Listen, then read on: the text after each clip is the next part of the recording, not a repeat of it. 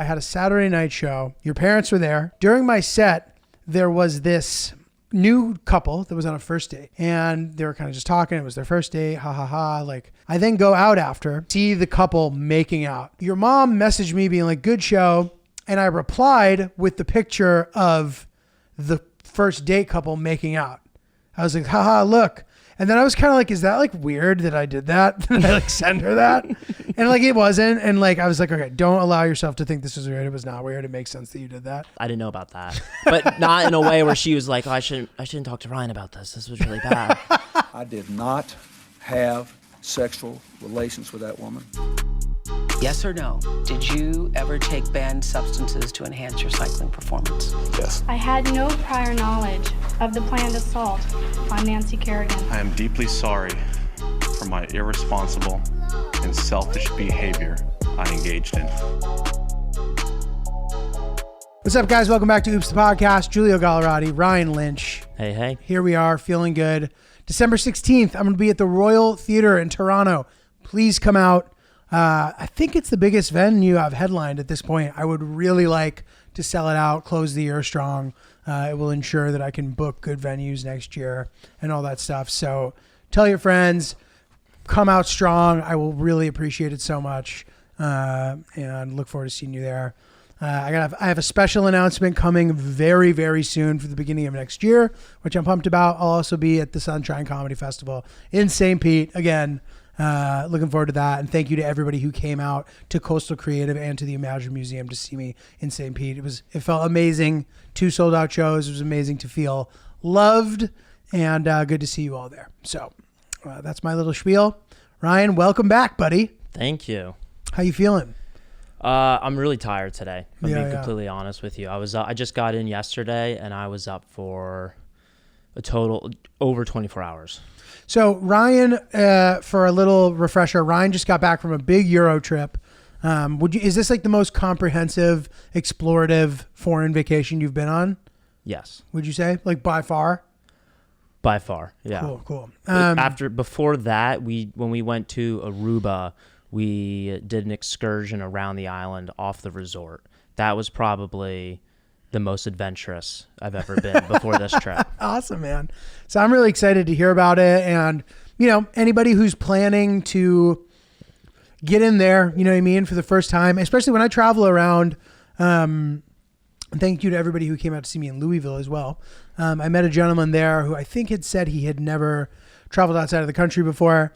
And look, I don't take it for granted that I've sort of been able to do this and that I've prioritized it and all this shit, but like, it's never too late to start if it's something you want to do. He had sort of expressed interest in getting out there and trying to do it. It's never too late to start. And even a trip that seems, pretty straightforward, you'll be amazed at how much your mind can be blown by it, I think, personally. So anyway, I want to hear all about yours, Ryan. Takeaways, highlights, decide where you want to start and let us hit it and we'll discuss. Cool. So let's start with Amsterdam. That was the first place that we went to. Okay, so I'm going to be asking a lot of questions. Yeah. So let's walk through logistics. So you flew, I remember you telling me you used points. I did use points. You're a dog. I had points that were going to, I had a flight credit. Oh, that's nice. And it was going to expire before the end of the year. Oh, so I was able to get round trip for about 80% off of what you pay. Most of it was incredible. covered. It was a couple $100. It was sick. Fuck yeah. What airline? Delta. Delta. Amazing. Yeah. Delta on the way. I'll surprise you guys if you stick around with what airline I flew back with. Yeah? Hell yeah. Okay, so Amsterdam airport, fly in, overnight flight, obviously. Yeah, we got in around 8 o'clock local time, 8 a.m. Awesome. Did you sleep on the flight? No, I can't sleep on the plane. Mm-hmm. Like, I maybe dozed off for 30 minutes, but I was more than half awake. Okay. I was just forcing myself to watch stuff. That's one thing I love about, for some of us who have really short attention spans, when you're on an airplane, like, you can only pay attention to what's on the screen. Totally. I never buy the Wi-Fi. I don't have the carriers that give it out for free. It also doesn't usually work on the international flights, I found. No. A lot of the time. I release the addiction and I just watch what's on the screen. And it's really become my favorite way to watch film. Fully agree with you. Yeah. I will retain a film I don't know why we're suddenly calling them films, but good for us. I Cinema de la Air. I'll retain a picture in a way I never have, but it's true. Like I'll remember the full movie, and like I can't do that otherwise. It's crazy. So Yeah, and I watched a ton of stuff. Well, I'll talk about that later. But we flew in. We get to our hotel. We weren't able to check in until 6 hours later. And we're just sitting there, and we went out. We got food, but we were so exhausted, like falling asleep while sitting there waiting for the food, and we just wanted to sleep for a couple of hours and then stay up for the rest of the day and then adapt to the time zone. We just sat in the lobby. I passed out on the couch. Really? Victoria had to man the guard. We got our room, dropped our stuff, and then we took a nap for an hour, and then we just went out and explored. Now, it's interesting. So we did Amsterdam, then Paris, and then we went to London for an overnight. That's how I flew back. I was not expecting Amsterdam to be so fucking cool. It was kind of like the extra thing that we were doing. you on weren't our that Paris excited trip. about it, but yeah. No, I thought it was gonna be cool, but like that wasn't what I was thinking about. We're going to Paris, and oh yeah, we're going to Amsterdam first. Like that was how I would explain it to people. And I was so wrong because Amsterdam was my favorite by far. It was so cool. The buildings were just beautiful. The windows were insane. You don't see stuff like that. And we did one of the nights we did a boat tour around the canal. Nice. And like the tour part was very limited. You get little audio updates and didn't learn too much, but just looking around, it was stunning. And the property taxes that you have to pay if you have a canal front home is why so much of the front of the homes are so thin, and then they get bigger as they get pushed back because you're paying just by the amount of feet that are on the sidewalks there. So Interesting. they look very thin and tiny from the front, but they're actually a lot bigger on the inside because they expand out. Oh, that's interesting. So that's like a workaround for people. That was the that don't have to workaround. pay as much. But not just on the canal front, or is it specifically on the canal? The canal front. Interesting. Interesting. We did a red light district tour. Nice. Now they actually You guys went in there and banged some. we sat. So it was raining that day, so a bunch of people canceled. So we actually had one-on-one time with a sex worker, and not sex, But like okay. as part of the tour? As part of the tour. Okay. And they like interview her? We went into the sex workers like museum / basically their office. And so They're like bureaucratic headquarter. yeah, basically it was their HQ. And we go in there and we just sit down with this sex worker, and she explains like everything from That's inception part of the tour? Yeah, because since COVID, it's become illegal to actually walk around with people and give them the tour. So what we did What do you mean? in Amsterdam. Because you normally would go inside of the like quarters? You'd go into the quarters, you'd have a little chat, and then the sex worker would go with you and walk you around the red light district and point out A, B, and C, which was on the map. But now you can't go into their sex quarters. So now they can't take you on the tour. Why? So, I don't know. That's just something that happened because of COVID. Weird. So now there's just one designated person who's in the sort of like paperwork room, and you talk to her. Yeah, it might be a rotation, just that she was on duty or whatever, but she's an active sex worker. At the end of the tour, is there an option to like go have sex? Or is that like separate?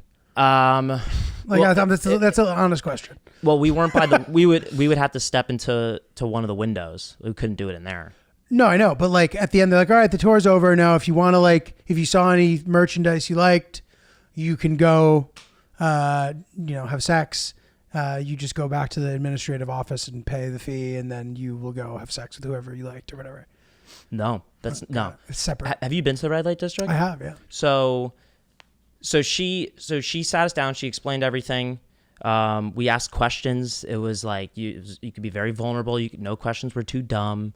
And we learned about like the legality of sex work in Amsterdam and how it was illegal, then legal, illegal, then legal, illegal, then legal, and then it really ebbs. It's a banger song. Yeah, illegal, then legal, illegal, then legal. And she shared with us that every sex worker rents out a window space, and then that window space is connected to a corridor which is in between the bedrooms. And so she just explained like the ecosystem of like the building managers and what their responsibilities are. And basically, it's very safe.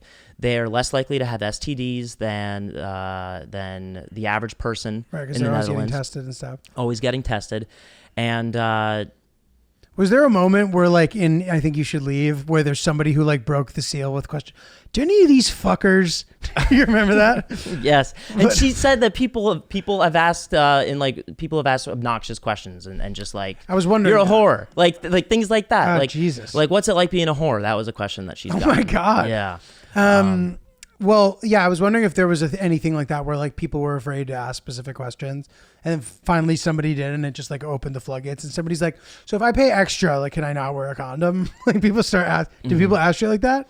Well, it's just me and Vic, but she gets every question. It was You guys just had a me private and Vic. tour? We had a private session with her, and so she explained some things. We went for our walk. We saw the windows. So if you walk by the windows, you can smile. But if you smile for a little too long, then they'll start like opening the windows and hollering at you, like, "Hey, come here! Like, are you interested?" And also, like, it's one of the safest areas too because of their whole. The building managers are always on duty. Like, if you're a creep or you're doing something fucked up, like you're gonna get caught and dealt with right away. They have these little siren buzzers in every window, and they rarely press them. Maybe a couple times a year. Because you were going to get cornered. So civilized by everybody. The woman who gave you the tour, is she currently like she active? Mm-hmm. Nice. And were you like, why are you giving the tour today type thing? Was it because you said she had an appointment cancel, or? So everyone signed up to have this session with her where she explains everything and then sends us off on the tour. So this is just like the new variation of the tour. It's no longer with them. You talk to them, they send you off, you come back and you ask questions. And when you go on the tour, who brings you on the tour? A tour just guide? the map that she gives you. Oh, you, okay, me, Victoria, and this map that she Got made. it. Got it. They sent you off on your own. Yeah, and it was interesting. I did ask her. I'm like, so is it a la carte? Like, what are requests like? And she's like, well, I get to set the boundaries. If I just want to give hand jobs, I'll give hand jobs. She said hand job? Yeah, and she's like, if I want to do a suck and fuck, I'll do that. But if I'm not, that? Yeah, a suck and fuck. I've never heard that. She said, but if she's not in the mood, she won't. Yeah, she'll set the boundaries. She's like not into the guy or whatever, kind of. She can turn people away. Like they have all the power. They have But all that's the good. power. Did she like make a note of like when she's like, if I just want to do suck and fuck or whatever? Her words, not mine. Those are her words. Yeah. Yeah, but was it ever? It sounds, and correct me if I'm wrong about this, but it sounds as if there's some sort of like discretion where it's like, if the dude is like gross or something, or if she just doesn't feel like it, she's like, I'm giving hand jobs today. Yeah, or she can just say fuck off. Like she can turn somebody away if she's not attracted to him. Whatever the reason, doesn't matter what it is. But yeah, she did mention that people get turned away if they look dirty or they sketchy. look like aggressive and things like that. Another thing too with the windows. They're so civilized. Yeah, it's sick. So I didn't know how civilized. it was so organized and calculated. One thing about the doors and how they're set up is that there's no handle on the outside, so that if you're an aggressive person, you're trying to get in, it's much harder without because it's a pull system. She opens for you. She opens. Wow. So I'm sure through trial and error and horror, they've come to these great systems that they have now. But like, it's very secure, it's very safe, and it was so weird because the streets, the red light district. The streets looked no different than the other places on the canal that we were walking by, just like a street over. They literally were the exact same thing, except there were windows. Yeah. And I did walk by and I saw a guy zipping his pants up. That was exciting and cool to see someone walking out. I saw a couple people walk over to like barter or negotiate. Another fun thing that she told us was that, or an interesting thing was that there is a minimum there's a floor price for any sex act, because then people can use it as like, oh, well, that lady said that she would do a suck and fuck for 30 euros. Okay. So you can there's do it for 20. standardized pricing. I think 150 is the minimum for any sexual activity. She suggested that we go to a sex show. Have you heard of those? Been to those? I'm not sure. Like, what is it specifically? It's basically porn, but live. So on people stage. just have sex. People I've have heard about stage this. and Yeah, you I've pay. never. And she said a lot of people are uncomfortable by going to that. They think it's weird. And she's like, well, you guys have heard of pornography, like in the States. She's like, you're actually paying the sex worker for their work instead of just going on Pornhub and looking something up. So it was a little. I didn't want to do it. And You guys didn't do it? We didn't do it. Did Vic want to do it? No, I think I was more open to doing it, but as soon as she communicated with her eyebrows that she wasn't about it, and then I was just like, okay, that's fine. That's fine. Interesting. So if you were there single after that whole tour, would you say that you'd be more likely to dabble, whereas maybe before you might not? Is that the point of it, or is it just like a separate thing? No, so there wasn't like a propaganda trying to sell you on it. It was really just to educate, just so you like understand, because it has like in other countries weird stigma. It's destigmatizing it, but it's pretty chill there. They have like one of the safest cool daycares thing. like in between windows, and like children can walk there alone, because what's gonna happen if something bad happens? You got 50 women that are right there witnessing anything. They're going to stop everything. They have that alarm system to get the police there within seconds. Well, but that's for them, not for the kids, right? But they also kind of have taken on this responsibility to like. She said that? I mean, it's kind of just like being a good, like they have the resources to stop a crime if it was happening. Like they. But is it said that that's the reason why it's so safe, like in general in that area?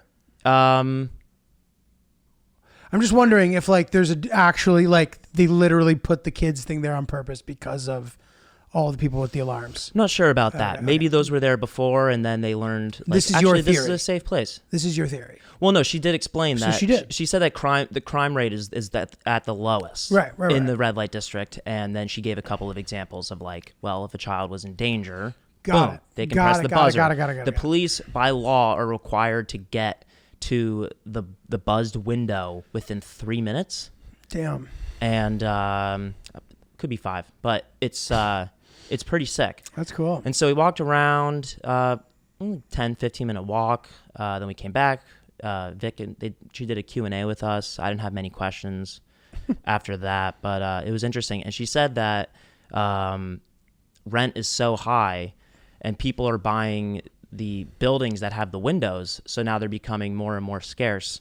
And so interesting. I asked her, I'm like, well, what's going to happen when all the windows are gone? Because that's really the only place that they do work at the red light district legally.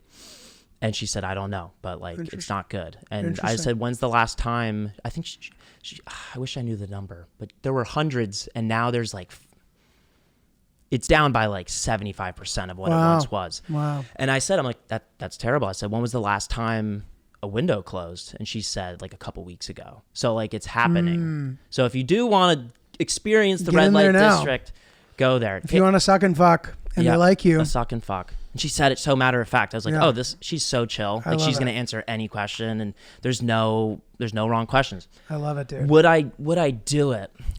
Not while I'm dating somebody. But I wonder if that is considered cheating in the Netherlands. Like if like that's just like I don't know what local interesting a local person's relationship would be. What would you think? I don't know, but I'm curious to hear if there's anybody from any place where it is very common to participate in paid sex that is not considered cheating. I'm curious to hear if that's the thing. To my knowledge, that doesn't exist pervasively anywhere, like culturally, but maybe I'm sure there's some relationships out there where that's like fair game, and also within the lines of a traditional relationship. So absolutely, I'm sure that people have whatever arrangements that they have, but I just mean like if an entire group of people feel that way, I don't know if that's like a social norm, right. Beyond like a small group of people. Yes. Yeah, I wonder. Guys, as the holidays get closer, there's lots of occasions for gift giving. Opt for sustainable, high quality, and often unique gift options at Reboot Eco. There's gifts for everybody. So if it's like somebody who specifically, loves living a sustainable lifestyle, this is actually a amazing place to look, because I guarantee you there's cool new stuff that's come out that they don't know about yet. And they need to, because it's all really, really sick. And like I've said a million times on the show, it's sort of the progression of the beta versions of a lot of these products. 2.0. 2.0. As they would say. The wooden toothbrushes that don't get gross on the bottom because they're painted. Deodorant that actually works. Really, and all in sustainable packaging, as well as stuff that you can clean your house with. So it's all really, really great. But it's also good for somebody who you think might like it. I don't know how to describe that. Like, these are products that everybody should be using. So I don't see any reason why this couldn't be something to give everybody. And it's actually a little bit of like a unique gift that can stand out in a way. You don't need to be a tree hugger to like their products. They Exactly. just work. Exactly, dude. So if you want to start your new year out right, if your New Year's resolution is to make less of a footprint on the planet yourself, Reboot Eco is a great place to start. You can make a wish list to share with friends and family. Check out the online shop to explore the variety of options. And we really think you guys are going to love Reboot Eco Living, baby. It's really good stuff. So right now, go to rebooteco.com. That's REBOOTECO. Use promo code OOPS. That'll get you 15% off of your order. Follow them Facebook, Instagram at Reboot Eco as well. You guys are going to love the stuff. I know we love it here in our household. Just in general, even if I wasn't trying to save the planet, I still think I would love a bunch of the stuff. I know we both love the toothpaste, et cetera, et cetera. I like the deodorant that works. Yes. Same. Deodorant that doesn't work sucks. Hate to see it. RebootEco.com, promo code OOPS, 15% off. So you arrive, you pass out on the couch, you take a nap for what, half hour, 2 hours, hour and a half? 45 minutes. 45 minutes. You finally get checked in your room at noon? 3. Oh, damn. So what, you guys got in at 11? We got in at 8. We had like 7 Oh my hours to God. kill. It was bad. So, Jesus. So you napped for 2 seconds, but then did you like put your bags down and go walk around? Yeah, we got to the hotel. We checked our bags in. They took our bags. Then we got breakfast. Okay. Walked around, came back, Got it. asked, hey, is our room ready? No, fuck off. And then we left again. We got lunch, walked around a little bit. We walked through, there's a market that is only on Mondays. Mondays and I think Sundays and Mondays. So we were there for that. We walked through it. It was fine. Nothing to note there. And then we came back and we just sat until the room was ready. Damn. So yeah, like the thing that's good about that moment, it's like, okay, you get some like kind of aimless time in where you can kind of start planning what you want to do. You walk around, you have a good time. Like, and it's a pretty like navigable city. It's not huge, as you know. You can do a lot of damage on foot. You get back to the hotel, whatever. And you know, the thrill of being in a new place to me is like energizing. So not surprised you guys were able to make it through, but that is tough. To the degree where I wonder, because sometimes there are some lounges where you can actually go to the lounge and you land. I didn't realize that was a thing. Like at the airport? Yeah. So like, shout out to Steve, who's going to be my brother-in-law eventually. He told me about this, and Hill Dog immediately was like, oh God, because she knew that I meant that I would try. I actually tried it recently because I got home and I was really hungry after being on the road, and I was like, I need to eat something real quick. I don't want to spend money. So I actually went to the Delta Lounge in Terminal 4 of JFK in the A gates, which I've never been to before, I'm realizing, because I just never, that's where most of the international flights are. Wouldn't be surprised if that's where you flew out of. Do you remember? I forget. Whatever, doesn't matter. Nobody fucking keeps tabs on this shit except me. So anyway, I went to that lounge. Probably the sickest Delta lounge I've ever been to, by the way. It's really fucking nice. I had a meal and I was like, oh, this is sick. I wonder, there are sleep lounges. I wonder if the sleep lounges allow that too. And if that is some sort of hack. If you get in at 8 a.m., you're not going to be able to check in and suddenly you can go sleep for an hour or two at the airport. That sounds like that's exactly what it's for. So it's usually for, I thought, before you leave. Or if you just have like a long layover because you're going wherever, you can go sleep for an hour or whatever at one of these sleep lounges. But maybe you can do it when you land. I don't know. Do you have access when you get off the plane, like to directly go there without having to go through security? Yeah. Then yeah, that seems very plausible. But it's possible that they might be like, you can only do it before a departing flight, not on arrival. But maybe not. I don't when know. you check in, do you have to like show your boarding pass and everything, or could you just take an Uber to the airport? You do have to go show through security and chill out at the lounge. No, you can't get through security without a boarding pass. But you wouldn't want to go. No, but dude, you're already in the airport. But I know that.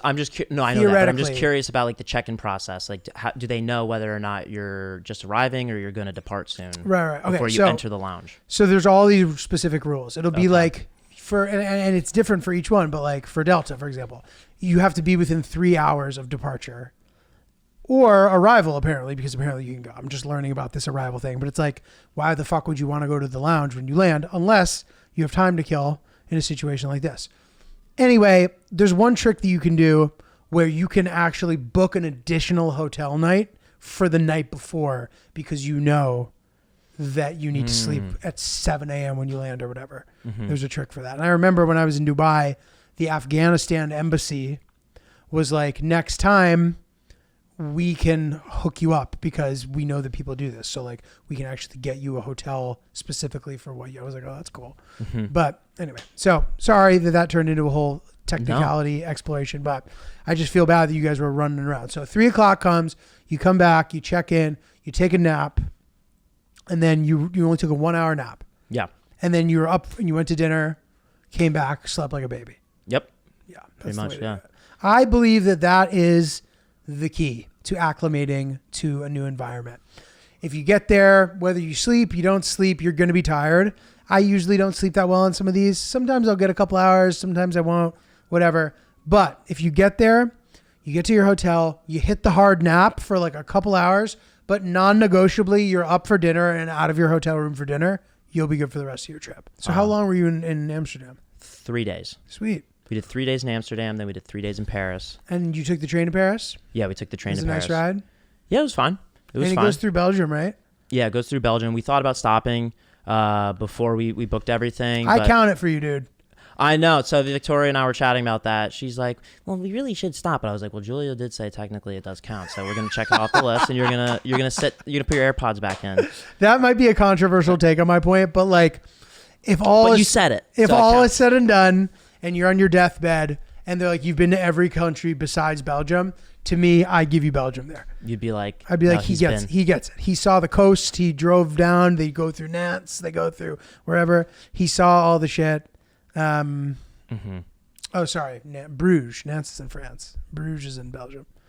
That was stupid of me. Whatever. That's in the ES threw me off. Anyway, whatever. So you took a nice ride. It's a nice ride. A couple hours. How long does it take? 3 hours. Not bad. It's like driving up to Boston. It's actually less than driving up to Boston from New York. Not bad. Pretty sweet, pretty smooth. Bed bug situation, not much of an issue. The public transportation, all the seats had cushions, like fabric. So I think that's where like it is slightly higher than any other major city, but it's really no different than any other major city. Yeah, that's one of the things. Just tear it off. Like it seems very simple. Just Rip like there's off the plastic behind the fabric anyway. If any of you work in seat making departments for public transportation, just rip it off. Like, it's very cheap, and I don't even think that you need to like fill anything in. So that's whatever. Train was fine. I'm trying to think of any other things in Amsterdam. One thing about restaurant suggestions, it's so overwhelming to try to find, like, you're in a city for, only, like a small amount of time. You want to go to perfect restaurants. It's got to be, we want to do this cuisine this night, and it's got to be the best of the best. We want to do a chill night, but also like a place that is a vibe. And like you try to curate this perfect restaurant dining experience, and you overthink it, you overcomplicate it, and you end up either going to a place that you found on TikTok that seems really trendy, but really it just looks good on video. And like the places in New York City that like they pour cheese over a cheeseburger, and they're like, this was the best meal I've ever had. And it's like, it's bullshit. It's like similar shitty. Yeah. It's just clickbait stuff. So it's hard to gauge, like. I have heard that though. TikTok, apparently tons of people use TikTok for travel suggestions, like on the fly. I didn't realize that was a thing. I'm fucking old, dude. I use TikTok more so as a Google these days. I bet a lot of people my age and maybe even younger do as well. But that's a different thing. It was hard to figure out what we were gonna do restaurant wise, because you just don't know, and every person has their own preference of like, you don't know what I like, and like not you specifically, but just like the people that are writing reviews on Yelp and stuff. And then there's also sponsored postings on Yelp, and I'm familiar with that from working in working at Indeed.com and stuff. So like it's skewed, and you don't know what's a real good review or not. So my suggestion is to just roam around, and we did that. And on the very first night, we stumbled into this tiny little tapas restaurant. It didn't look fancy. There was nothing special about the signage outside that was like, oh, that's a vibe. We just went in there and we ordered the food. It was fantastic. Sick. Fresh chorizo and chickpeas. They had calamari. We got this platter of these different meats and things like that, and it was one of the best meals on the trip. Sick, and it was the dude. most hole in the wall, spur of the moment. We walked into 2 restaurants before and then walked out kind of night and just were like, fuck it, let's just go there. So perfect. Wow. I'm glad we And did why that. didn't you go to the other 2? I don't know. You weren't feeling it? We weren't feeling it. It was too expensive for a gamble dinner, and it looked expensive and it didn't look good. Yeah. So we were just like, you know what, fuck it. This place tapas. Yeah. It's easy. At the very least, we'll get a couple things that are good. Awesome. And one thing also, that the tipping, there's no tipping. Mm-hmm. This restaurant, I think I might have fucked myself because I was telling the server how much we loved it. Like I was like being annoyed. I was like, this is amazing. I was being too much. I was like, wow, like we just stumbled in here and like, wow, like this is amazing food. Like, thank you so much. And we did that like 5 times. You felt like you had to tip? No, I didn't. This was our first like meal. I honestly forgot about the tipping thing.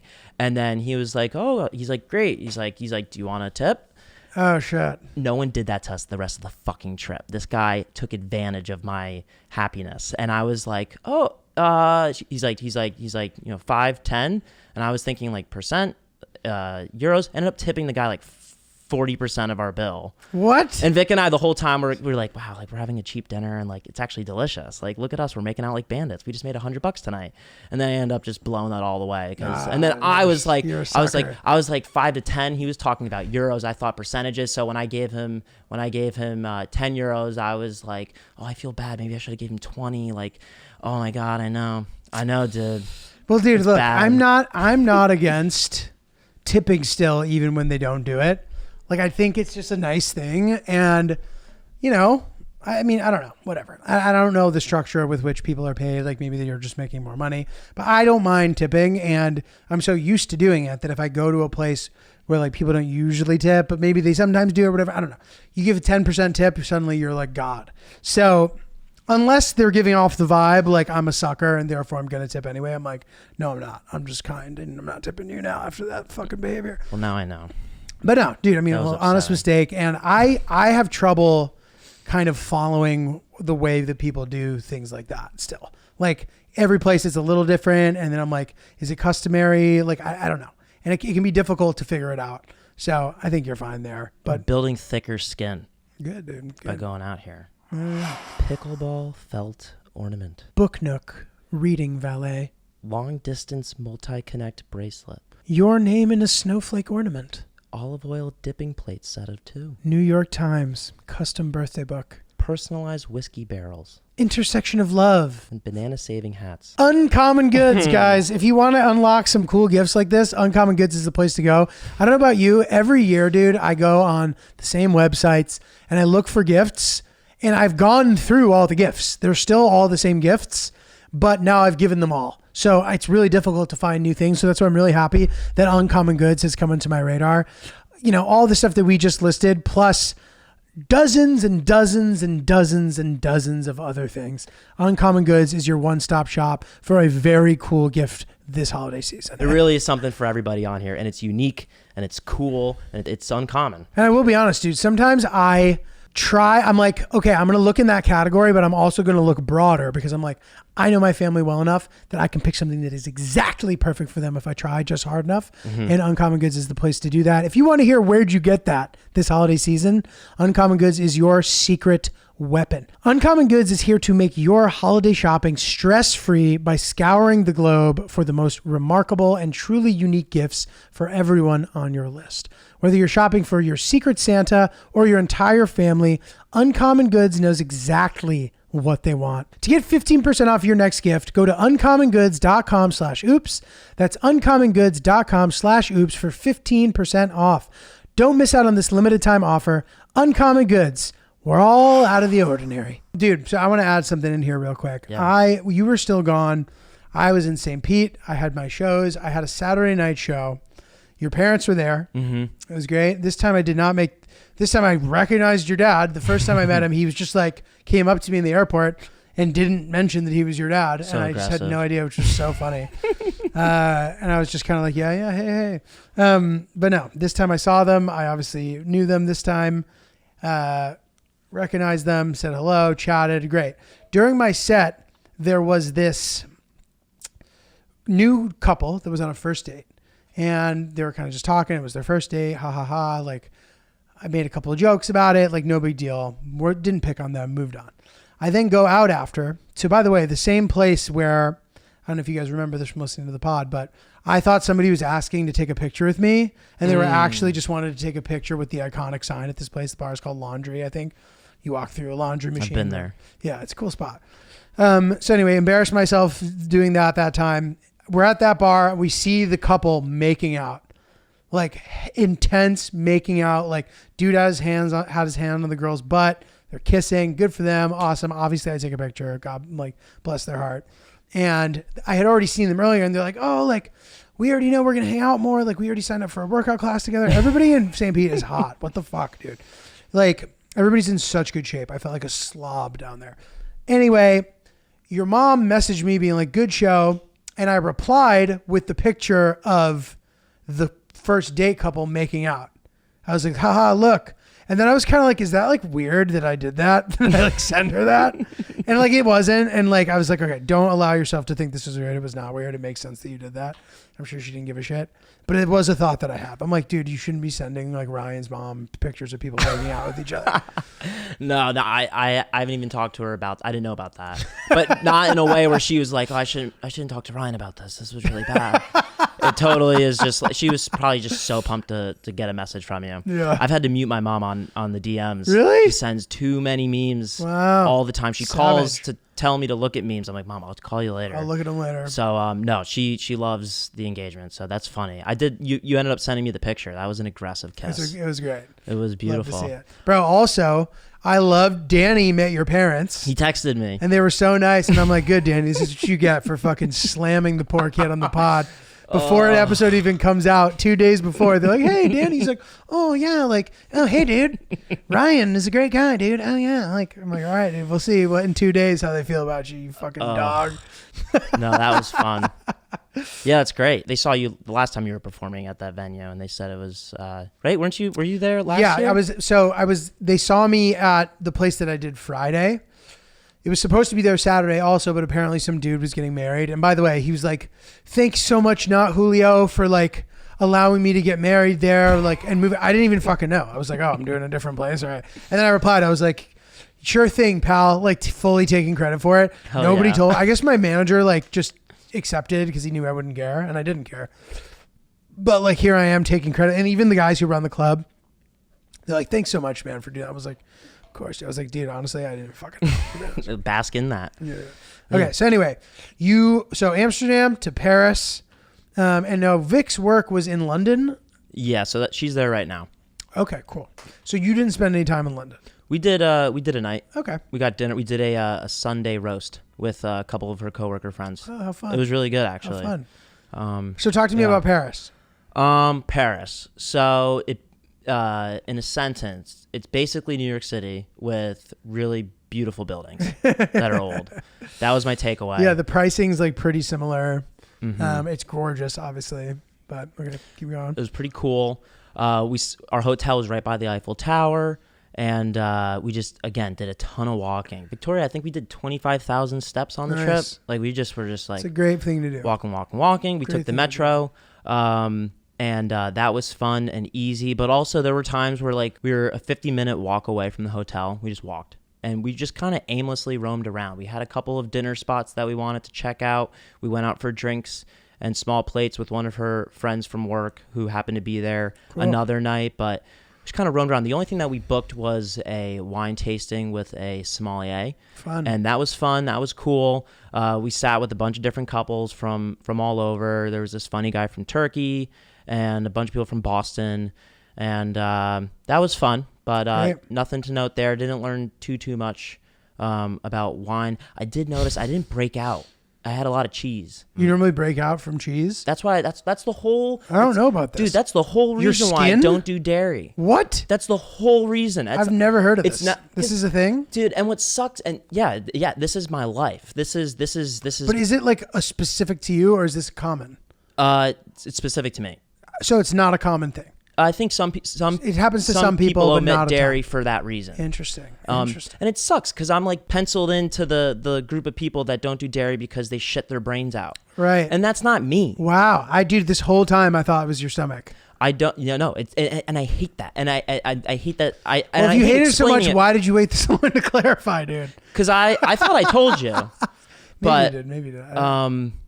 yeah, that's the thing. I break out when I have dairy. And so if I'm ever going to indulge in it, it's not worth it, dude. Like I'm filming TikToks, stuff with the podcast. Like I don't want pimples. I know. They're gross, dude. They're not good. I hate pimples. They're not good. And in high school, I would just eat cheese sticks all the time. And I'm like, why am I breaking out? Like no idea.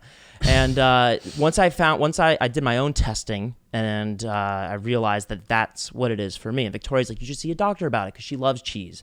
And she doesn't want me not eating cheese to be the reason why we can't Girls get a love cheesy cheese, dish. dude. Yeah, and I try not to be like, oh, could we do this without cheese, please? Like about it.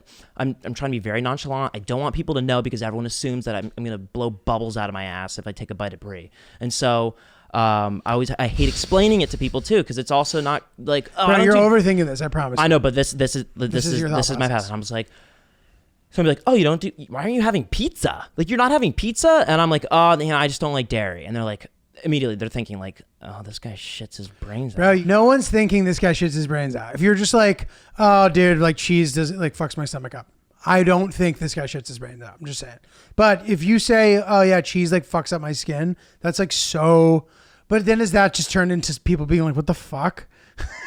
I always get I've said that and I've said in a cool like that's what it is. Let's keep talking about what we're talking about. See it being hard and then to I out. get pushed on it and they're just like, what?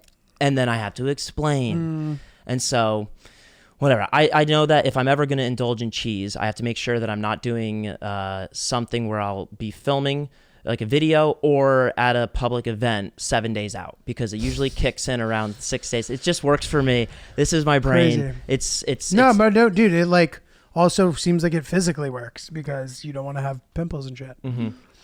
But it seemed like something with the dairy over there was fine. Interesting.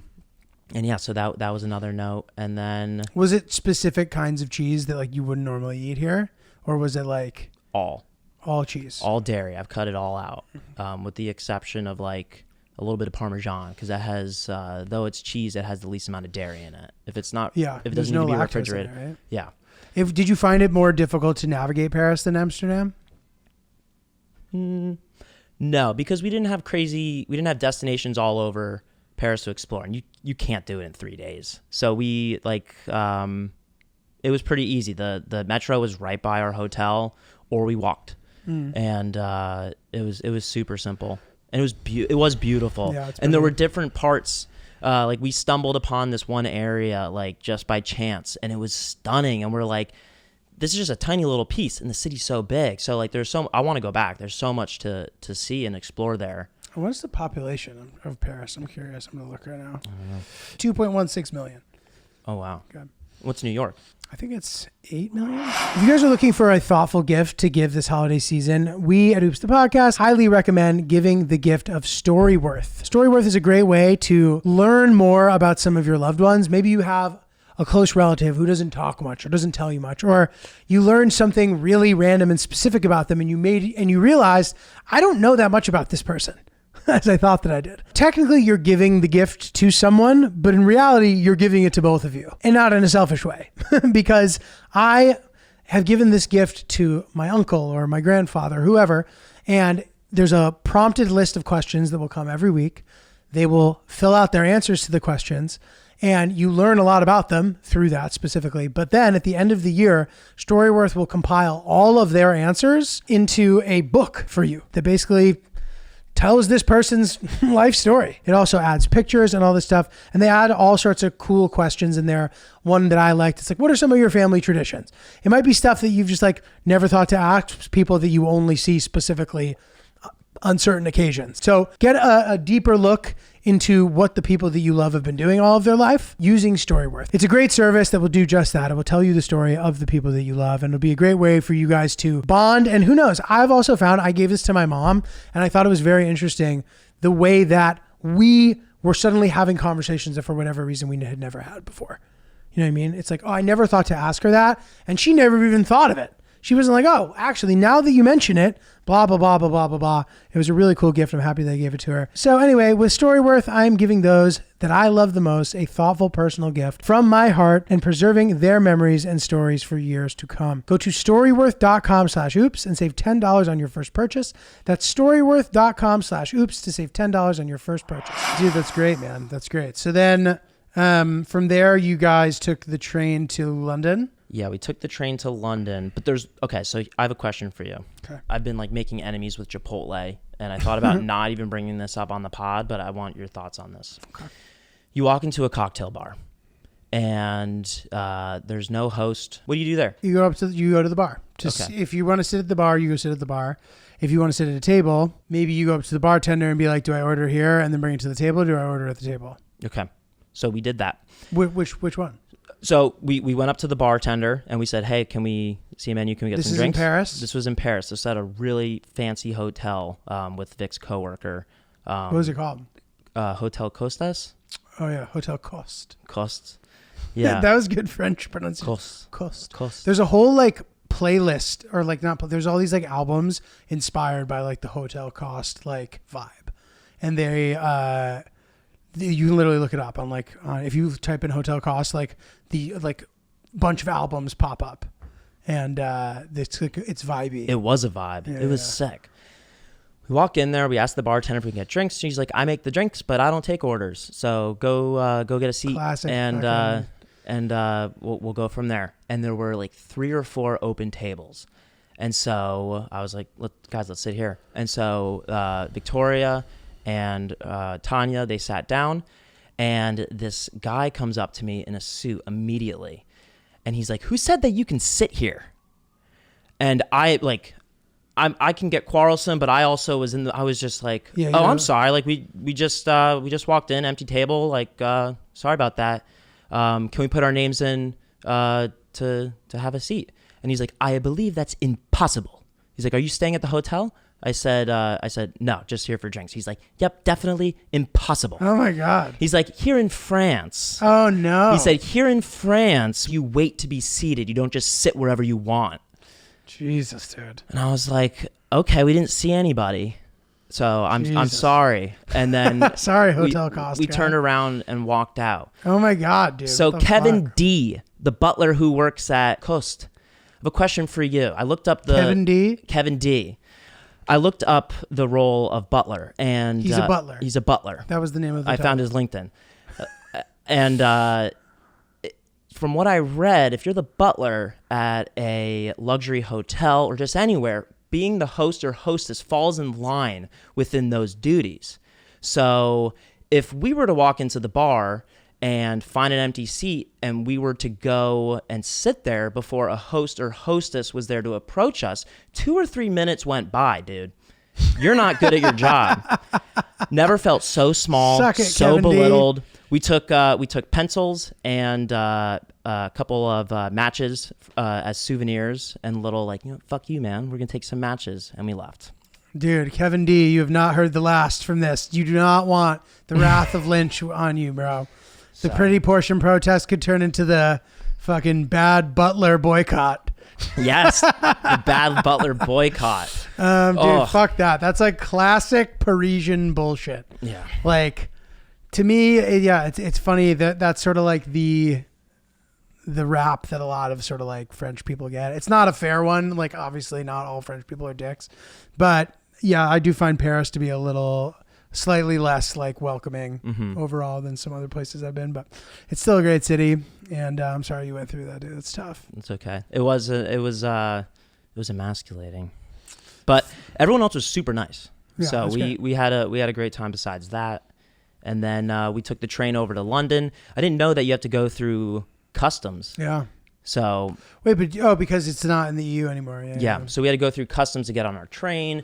We were running a little behind. I threw all my AirPods into my jacket pocket. They fell out into the machine. Oof. I didn't realize that until we were on our way. Gone. So I have AirPods coming in the mail. Just a nice sunk cost of wasted money. Yeah. I thought they were returning them to you. I was like, damn. Nope. Well, that's always interesting to me that like in Europe, just because a place, and I know that UK has always used the pound, but like currency and like EU membership don't always line up. So like a country might not be in the EU, but they use euros as their main currency, or like, I don't know. Maybe you're not even allowed to. Maybe it's like informally they use it as their currency. But I always found it interesting to like find out which places like weren't in the EU yet, which ones were. It always pisses me off because I want to get my passport stamped every spot I go. And, you know, I'm trying not to be too crazy about it, but like it is annoying when like you take the train somewhere within Europe and then you don't have the fucking stamp. And other times you get it, whatever. But so took that train ride. It's kind of a famous train ride. I was angry the whole time. Because of Kevin D? No, because of my AirPods. Yeah. When was the last time that you've lost something that you were like, this was so fucking preventable? Losing AirPods, a lot of the time I'll end up finding them, but I have also lost them and it's pretty annoying. But AirPods are so slidey. They just slide. Yeah. And I know there's like those matte cases that you can put over them, which maybe would prevent slidage, but I lose the things. I've lost AirPods maybe once or twice in my life. And then I used to lose sunglasses a lot. And it would always be like my favorite pair because that's when you always wear the most. You know what I mean?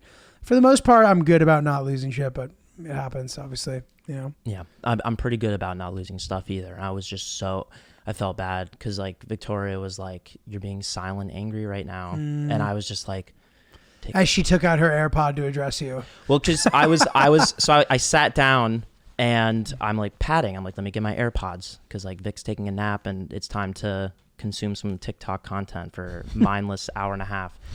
And I check my pockets. I don't feel it. And my AirPods are like my wallet and my keys and my phone. I bring them everywhere. They have graduated to that level of importance to me. I think they are one of the most valuable things it's like one of the greatest things that have come out in the last 10 years. It's also Apple's moneymaker. Like AirPods? That they make significantly more money on AirPods than they do any other product that because they sell. They're cheap to make? Yeah. Interesting. Yeah, just because it falls into that bucket. So I check everything and I'm like, okay, let me check the suitcase. And I'm trying to do it without Victoria noticing because it's embarrassing when you lose stuff. And so I, right? Like, not necessarily. That's funny. That's another good. We're learning a lot about your weird neuroses on this episode. This is great. Yeah. But keep going. Okay, so you lost him. You're looking for him. You're embarrassed. So I grab the bag and I'm like, well, fuck. Why the fuck would they be in here? Like they were on my person like 20 minutes ago. And so whatever. I check the bag anyway, and then that leads to suspicion. Victoria's like, is everything okay? And I'm just like, do you have my AirPods? And then she was like, no. And I sat down and I was just like, When you're traveling, you're the most susceptible to losing stuff, I find, because you're just sort of out of your normal routine. yeah. And I get that like you're always bringing the AirPods, but still like somehow it's just different. And it's the same way like when you wear a new pair of pants, you're more likely to lose some shit. Mm-hmm. You don't know your pockets yet. You don't know your pockets yet. Yeah. Yeah. And knowing your pockets is important. Like you know which way you need to sit in certain pants so shit doesn't fall out of your pockets. You know what I mean? You know how much loose fabric there is, so you can make an adjustment. Yeah, exactly. So I checked my backpack. Then Victoria, I smiled at her. I was like, I got this. And then I'm aggressively zippering my backpack, and I'm just like pissed and angry. And she's like, what if you check the tote inside the bag? And then I was like, and she's just trying to be helpful. And I was like, Victoria, I love you. Just leave me alone, please. And then don't you have Find My iPhone on them? Then I went to find my iPhone, and they were exactly where I thought that I left them. And then by the time Victoria woke up, AirPods have been Did you like have to ordered. remember that? You're like, oh, I can look on Find My iPhone, or it just hadn't gotten there yet because you're like, I must have them. I was in denial for 7 minutes, but then I was like, well, they're not here, so where are they?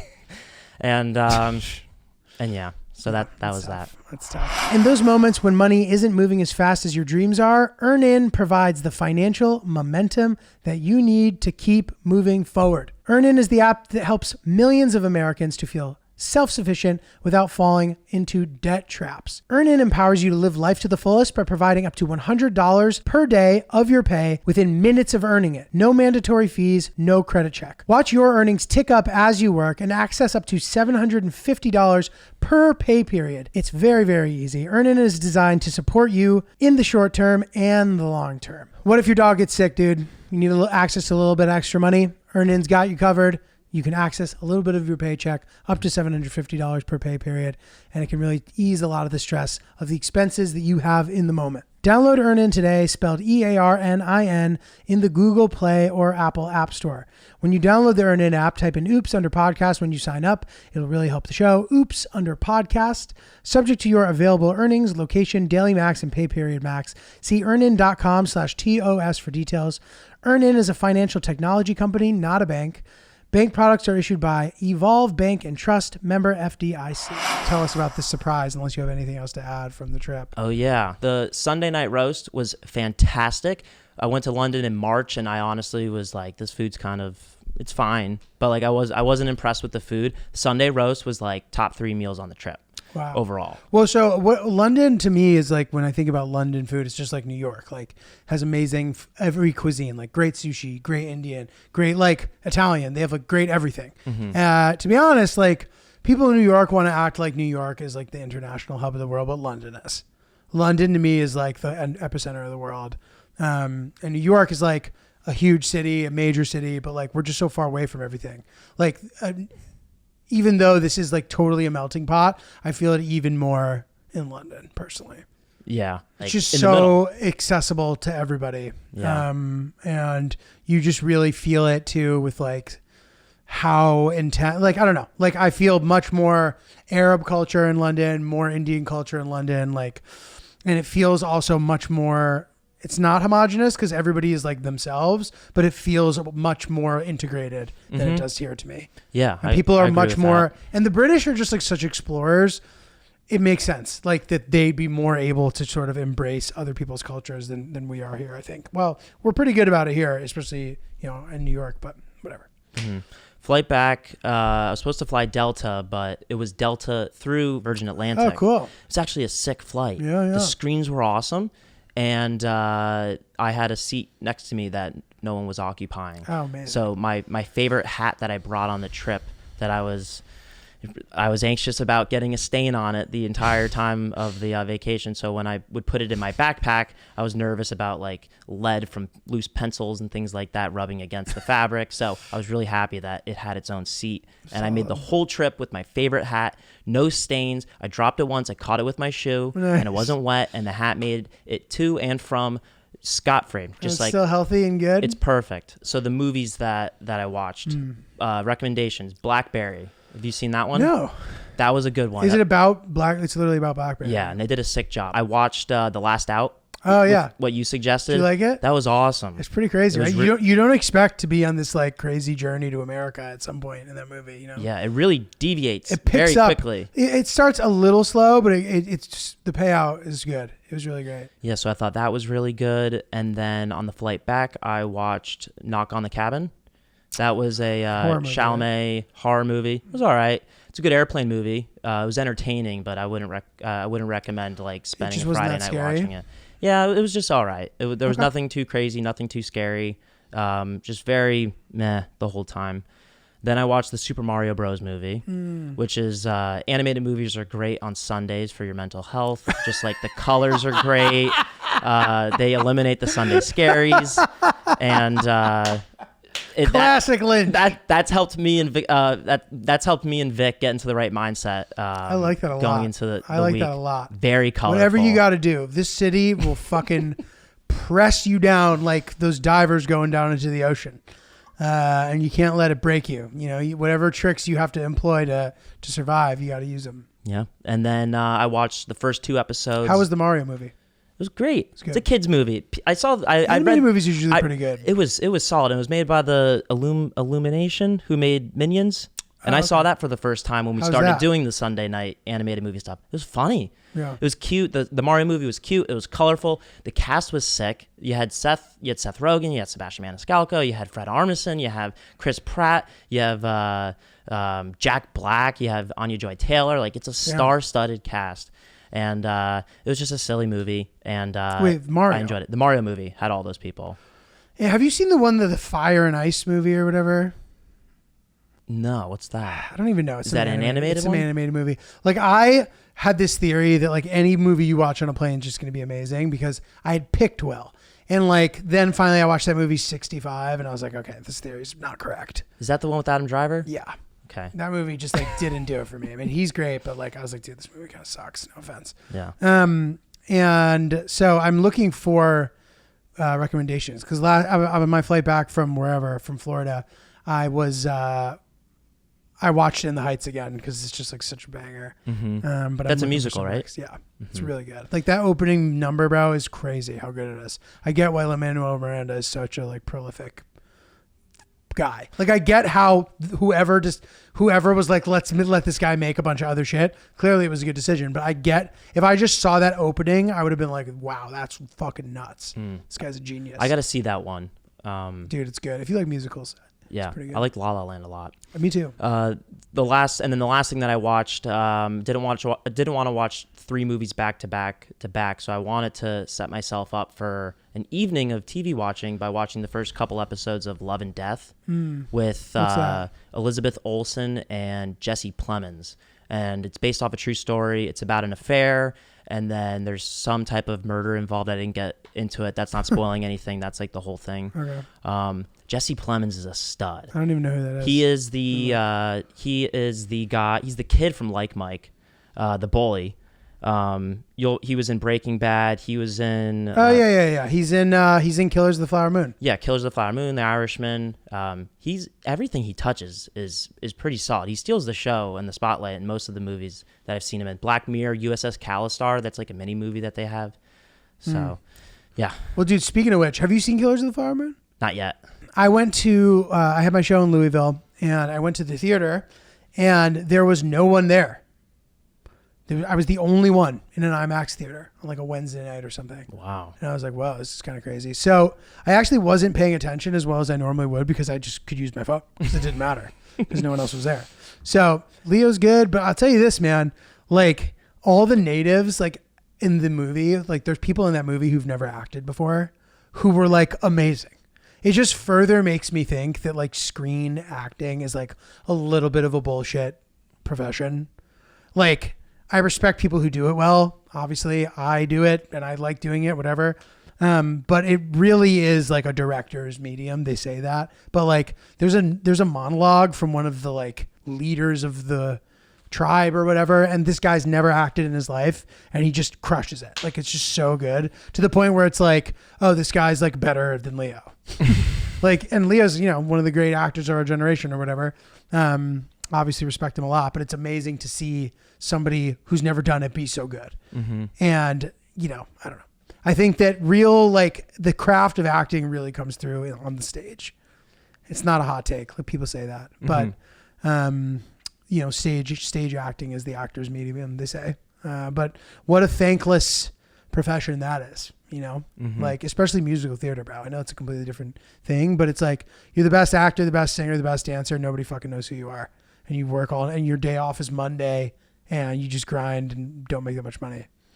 Yeah, and multiple shows a day sometimes. Yeah, and like matinees too and shit. Yeah, it's fucked up. It's interesting that like certain cameras, I think, can legitimize like an actor's performance. Like, if it's like really tight, you can be like really small and real seeming. Mm-hmm. I just like the camera quality, like the cinematic camera, like that legitimizes. I feel like in your brain that like legitimizes what you're watching into like being good acting, whether it's good or not. And like the score. Yeah, and the editing, and like there could be a scene where just like you're Brad Pitt and you're just walking through a cornfield, and as an actor, he's just walking through a cornfield, but like the music might make it seem like he's doing something more intense than he actually is. So like a lot of credit to like the editors and like the directors and stuff, because they make them look so good.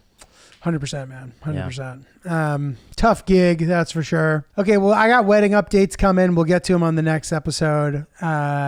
Also, we're going to have some really cool Big G inspired Haddam Raccoons merch coming out very soon. Hell yeah. Should be in time for the holiday season. And I'm looking forward to dropping that. You guys are going to laugh. It's pretty fucking funny and awesome. It'll make a great gift.